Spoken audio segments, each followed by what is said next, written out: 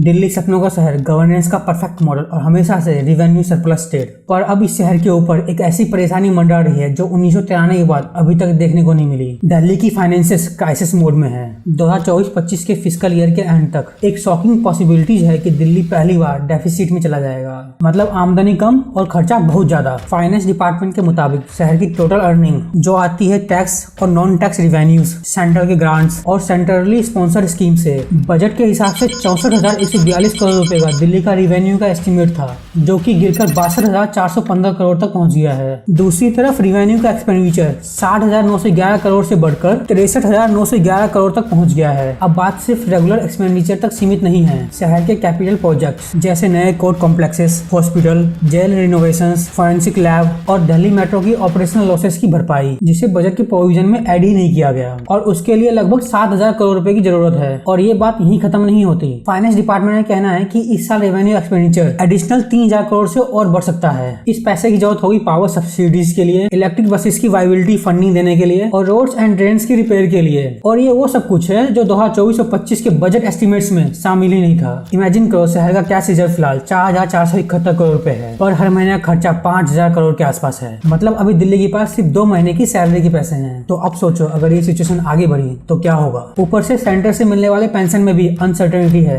32,024 करोड़ जो centrally sponsor scheme के लिए अनमार्क्ड थे, उसमें से सिर्फ 1,000 करोड़ मिलने की उम्मीद है। बाकी का पैसा दिल्ली की कमिटमेंट्स ना पूरे करने के कारण एडजस्ट किया जा सकता है। और ये सब तब हो रहा है जब tax revenue collection almost track पर है, पर ऑपरेशनल लॉसेस और लायबिलिटी के चलते सेंटर 951 करोड़ काट सकता है। शहर के नए हॉस्पिटल जो रीमॉडलिंग फेज में है, उन्हें ऑपरेशनल करना एक बहुत बड़ा चैलेंज बन गया है। ये 6 हॉस्पिटल 24-25 में कंप्लीट होने की उम्मीद है, पर उनके लिए लगने वाली फंड रिक्वायरमेंट अभी तक फाइनलाइज ही नहीं हुई है। और अगर इंफ्रास्ट्रक्चर प्रोजेक्ट की बात करें तो नए बस डिपोट्स, टर्मिनल, हाई कोर्ट और डिस्ट्रिक्ट कोर्ट कॉम्प्लेक्सेस का कंस्ट्रक्शन करने के लिए 4,000 करोड़ का खर्चा आएगा। ओवरऑल दिल्ली का टोटल एक्सपेंडिचर बजट 76,000 करोड़ से बढ़कर लगभग 83,000 करोड़ तक पहुंच सकता है। फाइनेंस डिपार्टमेंट के एक ऑफिशियल का कहना है रिवेन्यू डेफिसिट की स्ट्रॉन्ग पॉसिबिलिटी है, जो दिल्ली गवर्नमेंट की सिचुएशन और खराब कर सकती है। तो सवाल यह है कि दिल्ली क्या अपनी लेगेसी बचा पाएगा? क्या गवर्नमेंट और पब्लिक सर्विस के बीच एक बैलेंस बनाया जा सकता है? कहीं ये डेफिसिट एक नई इकोनॉमिक क्राइसिस का आगाज तो नहीं है? ये सिर्फ एक फाइनेंशियल कहानी नहीं, ये एक शहर के फ्यूचर का सवाल है। कई लोग मेरे को कहते हैं आप इतनी बड़ी बड़ी गारंटी दे रहे हो, सरकार बनेगी क्या?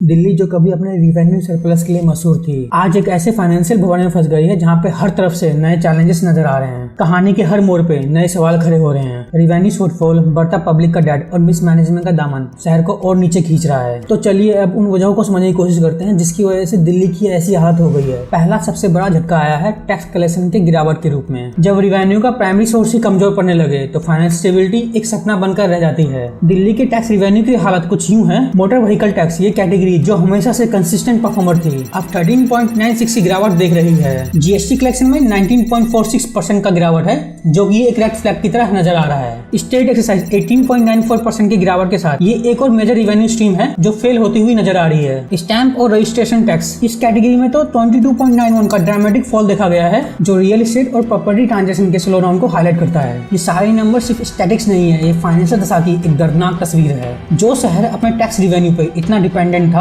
वो अब एक ऐसे मुकाम पर खड़ा है जहां पे वो रिसीव एक्सपेक्टेशन के करीब भी नहीं है। टैक्स रिवेन्यू की कमी के साथ एक और बड़ी समस्या है पब्लिक डेट का बढ़ना। 23-24 तक दिल्ली का आउटस्टैंडिंग पब्लिक डेट 32,080 करोड़ तक पहुंच गया था, और ये सिर्फ प्रिंसिपल अमाउंट है। इसके साथ इंटरेस्ट का जो ऑब्लिगेशन आता है वो एक अलग ही बोझ है जो हर साल बढ़ता जा रहा है। ऊपर से 7,000 करोड़ का अनप्लान्ड एडिशनल एक्सपेंडिचर जो नए इंफ्रास्ट्रक्चर और ऑपरेशन के लिए जरूरी है, और ये इस बोझ का साइज और इंक्रीज कर देता है, जो कि ये इस बोझ को और गहरा बनाती है। यानी कि खर्चा है लेकिन रिवेन्यू नहीं। ये इम्बैलेंस एक क्लियर सिग्नल है कि फाइनेंशियल हेल्थ सस्टेनेबल नहीं है। क्रिटिक्स का कहना है कि दिल्ली की ये फाइनेंशियल प्रॉब्लम सिर्फ इकोनॉमिक या एक्सटर्नल फैक्टर तक ही सीमित नहीं है, काफी कुछ अंदर से खोखला हो चुका है। और इसका मेन रीजन है मिसमैनेजमेंट और इनइफेक्टिव बजट प्लानिंग। हॉस्पिटल और इंफ्रास्ट्रक्चर प्रोजेक्ट ये एक बड़ा इशू है, क्योंकि इंपॉर्टेंट कैपिटल प्रोजेक्ट्स जैसे हॉस्पिटल्स और बस डिपोट्स के खर्चों को बजट में ढंग से प्लान ही नहीं किया गया। यानी जब इन प्रोजेक्ट के लिए पैसा चाहिए था उस समय गवर्नमेंट के हाथ खाली थे। दिल्ली की गवर्नमेंट हमेशा से अपने पास सरप्लस पे डिपेंडेंट थी, लेकिन जब ये फाइनेंशियल क्राइसिस आई तो ये कंप्लेसेंसी काफी महंगी पड़ी दिल्ली की गवर्नमेंट को। ये फाइनेंशियल मिसमैनेजमेंट न सिर्फ ट्रस्ट को खत्म करता है, बल्कि गवर्नमेंट के एक बड़े फेलियर की तरफ इशारा कर रहा है। वैसे भी दिल्ली सरकार पर पहले भी काफी सारे आरोप लग चुके हैं, जैसे कि 1.5 लाख का कमोड। अब अगर किसी एक फैक्टर ने दिल्ली की फाइनेंसेस पे सबसे बड़ा असर डाला है तो वो है कोविड-19। पैंडेमिक ने सिर्फ हेल्थ सिस्टम को ही नहीं बल्कि फाइनेंशियल सिस्टम को भी हिलाकर रख दिया है। 2021 में कोविड की वजह से दिल्ली का टैक्स रिवेन्यू 20% से गिरा था और ये गिरावट दिल्ली की फाइनेंसेस पे बहुत बड़ा झटका है, क्योंकि दिल्ली की सरकार मैक्सिमम टाइम अपने पास सरप्लस पे डिपेंडेंट रहती है और अभी रिकवरी काफी स्लो चल रही है। कुछ ऐसे सेक्टर्स हैं जो अपने प्री पैंडेमिक पोजीशन पे अभी तक वापस नहीं आ पाए। अब सवाल ये है कि क्या ये दिल्ली की हालत किसी यूनिक फैक्टर की वजह से है या क्या ये एक नेशनल वाइड इशू का हिस्सा है। अगर बाकी स्टेट जैसे महाराष्ट्र और कर्नाटक से कंपेयर करें तो वहाँ पे भी पोस्ट कोविड चैलेंजेस देखने को मिले हैं, लेकिन इन स्टेट्स ने अपने इकोनॉमी को डाइवर्सिफाई किया और अपने रेवेन्यू स्ट्रीम को स्टेबल किया। महाराष्ट्र ने इंडस्ट्रीज और लॉजिस्टिक को बूस्ट किया तो वहीं पे कर्नाटक ने अपने टैक्स इंडस्ट्री के थ्रू बाउंस बैक किया। पर दिल्ली का केस अलग है। ये नेशनल कैपिटल होने की वजह से यहाँ की एक्सपेक्टेशन काफी हायर है। पब्लिक सर्विसेज और इंफ्रास्ट्रक्चर की डिमांड ज्यादा है, लेकिन उनको पूरा करने के लिए रिसोर्सेज काफी कम। ये इम्बैलेंस दिल्ली के फाइनेंशियल चैलेंजेस को काफी यूनिक बनाता है। दिल्ली की फाइनेंशियल कहानी सिर्फ एक वजह से सीमित नहीं है। ये कंबाइंड इफेक्ट है decline revenue, raising public debt और मिसमैनेजमेंट का। अब जो सबसे बड़ा सवाल उठता है वो ये है कि दिल्ली क्या अपनी लेगेसी को बचा पाएगा या फिर ये डेफिसिट एक लंबे समय तक चलने वाला एक बोझ बन जाएगा। इस फाइनेंशियल क्राइसिस की वजह से बाकी और भी कॉन्सिक्वेंसेस हैं। अब बीजेपी को दिखने लगा है कि बीजेपी न केवल हार रही है बल्कि शायद भारत के इतिहास में उनकी ऐतिहासिक हार दिल्ली के चुनाव में बीजेपी की होने वाली है।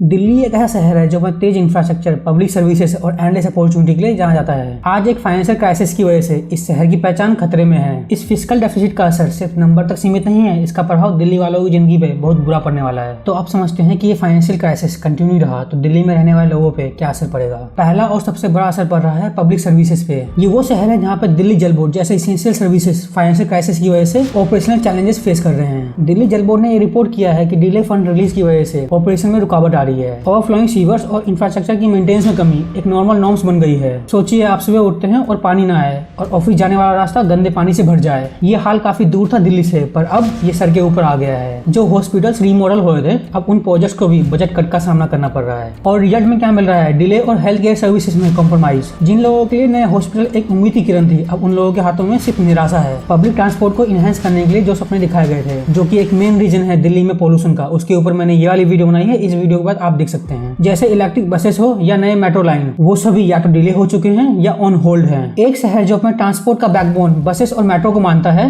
वो अब इस बैकबोन को टूटने से बचा नहीं पा रहा। दिल्ली के इंफ्रास्ट्रक्चर प्रोजेक्ट्स और इसेंशियल सर्विसेज इस फाइनेंशियल क्राइसिस की डायरेक्ट मार झेल रहे हैं और इसका सीधा इम्पैक्ट हर दिल्ली वालों को उनकी डेली लाइफ में महसूस हो रहा है। जब एक शहर का इकोनॉमी स्ट्रगल करता है तो उसका पहला असर वर्क फोर्स पे पड़ता है और दिल्ली के लोकल वर्क फोर्स के लिए यह एक टफ टाइम बन रहा है। एसएमईज, स्मॉल मीडियम एंटरप्राइज, जो हमेशा से दिल्ली के इकोनॉमी के इंजन का एक ड्राइवर रहा है, उन्होंने अपनी एक्टिविटी में लगभग 20% की गिरावट रिपोर्ट की है। यानी वो छोटे बिजनेस जो अभी तक सर्वाइव कर रहे थे, उनके लिए अब काफी चैलेंजिंग टाइम आ रहा है। ये डिक्लाइन डायरेक्टली जॉब लॉसेस को ट्रिगर करेगा। अभी जो बिजनेस स्ट्रगल कर रहे हैं उनके लिए ले ऑफ का रिस्क और बढ़ जाएगा। कंज्यूमर स्पेंडिंग डिक्लाइन ने एक नए साइकिल को शुरू कर दिया है। जब लोग पैसे बचाने लगते हैं तो बिजनेसेस डिस्टर्ब हो जाता है और इसका सीधा इम्पैक्ट वर्कफोर्स पे पड़ता है। दिल्ली की गवर्नमेंट की खासियत थी, उनके वेलफेयर प्रोग्राम लोगों की बेसिक नीड को पूरा करते थे, चाहे वो इलेक्ट्रिसिटी हो, पानी हो या हो हेल्थ केयर सर्विसेज। लेकिन ये फाइनेंशियल क्राइसिस इन्हीं इसेंशियल सर्विसेज को एक थ्रेट दे रहा है। गवर्नमेंट ने पहले भी ये सब्सिडीज दिल्ली वालों को प्रोवाइड की है, लेकिन उनमें अब कट या रिडक्शन हो सकती है। लो इनकम हाउस होल्ड जो इलेक्ट्रिसिटी और पानी के लिए इन सब्सिडीज पे डिपेंडेंट है, उनको बहुत बड़ा झटका लगेगा। ये कट उन लोगों को डायरेक्टली अफेक्ट करेगा जो ऑलरेडी फाइनेंशियल स्ट्रेस में हैं। और अगर ये सब्सिडीज कट होती हैं तो मिडिल क्लास और लोअर इनकम फैमिलीज को अपनी बेसिक नीड पूरी करना काफी मुश्किल हो जाएगा। ये पॉवर्टी और इकोनॉमिक हार्डशिप को और इंक्रीज करेगा। जो ऑलरेडी लिमिटेड रिसोर्सेज पे जी रहे हैं उनके लिए यह एक बहुत बड़ा सेटबैक होगा। दिल्ली में प्राइवेट इन्वेस्टमेंट और business confidence directly financial stability से लिंक्ड है। अगर गवर्नमेंट का फिस्कल हेल्थ काफी अनस्टेबल है तो इन्वेस्टर्स का ट्रस्ट काफी तेजी से खत्म होता है। जब इकोनॉमिक एनवायरमेंट अनसर्टेन हो तो इन्वेस्टर अपने कैपिटल को रिस्क में डालना नहीं चाहते। दिल्ली जो इन्वेस्टमेंट हब थी अब धीरे धीरे वो अनसर्टेन हो रही है। इन्वेस्टर हेजिटेट हो रहे हैं और इसका इफेक्ट लॉन्ग टर्म में पड़ सकता है। ये भी हो सकता है कि जो बिजनेसेस दिल्ली में एक्सपेंड करने का प्लान कर रही हो तो हो सकता है कि वो अपना एक्सपेंशन पोस्टपोन कर दे और उसका मेन रीजन होगा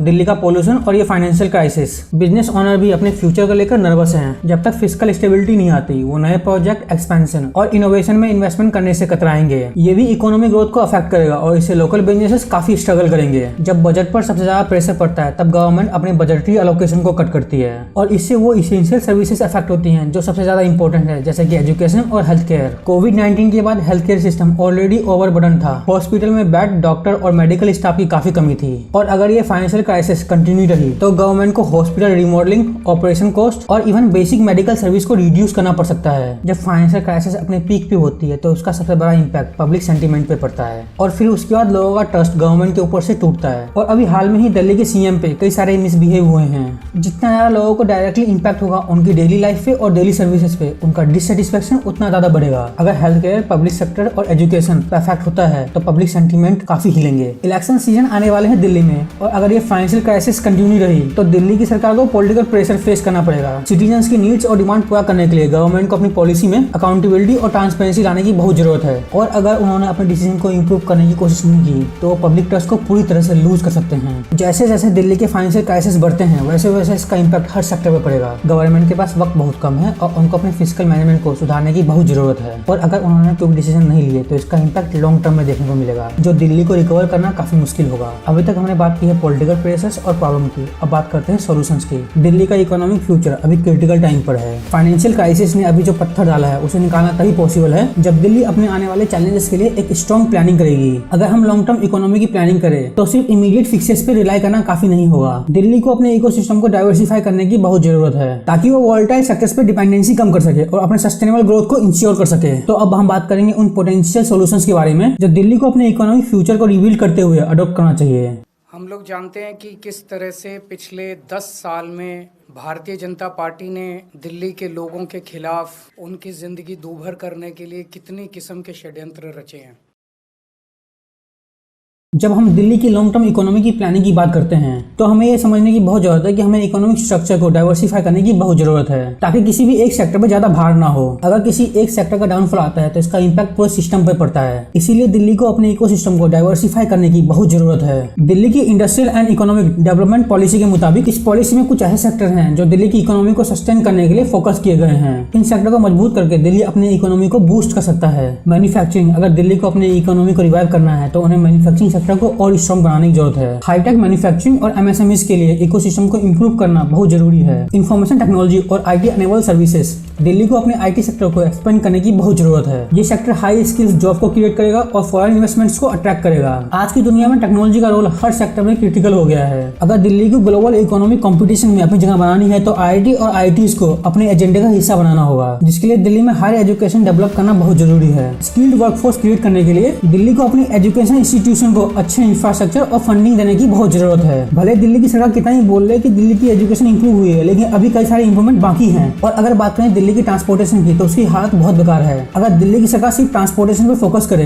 तो दिल्ली का पोल्यूशन काफी हद तक कम होगा और अगर पोल्यूशन कम होता है और दिल्ली की हवा अच्छी हो जाती है तो दिल्ली का टूरिज्म और इंक्रीज होगा, जो कि एक बहुत बड़ा रेवेन्यू का सोर्स है दिल्ली के लिए। दिल्ली को स्टार्टअप और इनोवेशन को प्रमोट करना बहुत जरूरी है, जो कि दिल्ली के फ्यूचर के लिए गेम चेंजर साबित हो सकता है। लेकिन दिल्ली की सरकार जॉब क्रिएशन पे फोकस नहीं कर रही है, वो अभी फ्री बीच पे फोकस कर रही है। हालांकि फ्री सर्विसेज इंपॉर्टेंट है दिल्ली के लिए, लेकिन जॉब क्रिएशन उससे ज्यादा इंपॉर्टेंट है। वहीं पे फॉरेन डायरेक्ट इन्वेस्टमेंट को अट्रैक्ट करना बहुत जरूरी है दिल्ली की इकोनॉमी के लिए, जो कि ग्रोथ और डेवलपमेंट के लिए काफी इंपॉर्टेंट है। आप सभी लोग मुझे कमेंट बॉक्स में बताइए कि क्या दिल्ली की सरकार ये सब चीजें फॉलो करेंगे, जो कि दिल्ली की ग्रोथ और डेवलपमेंट के लिए काफी इंपॉर्टेंट है। दिल्ली की फूड मार्केट और हैंडक्राफ्ट मार्केट में काफी पोटेंशियल है, बस दिल्ली की सरकार को उन पे फोकस करने की जरूरत है। थैंक यू सो मच आप सभी लोगों ने इस वीडियो को यहाँ तक देखा। प्लीज कमेंट बॉक्स में बताइए कि दिल्ली की सरकार ऐसा क्या करे जो अपने बैंक करप्सी को रोक सके। Thank you for watching.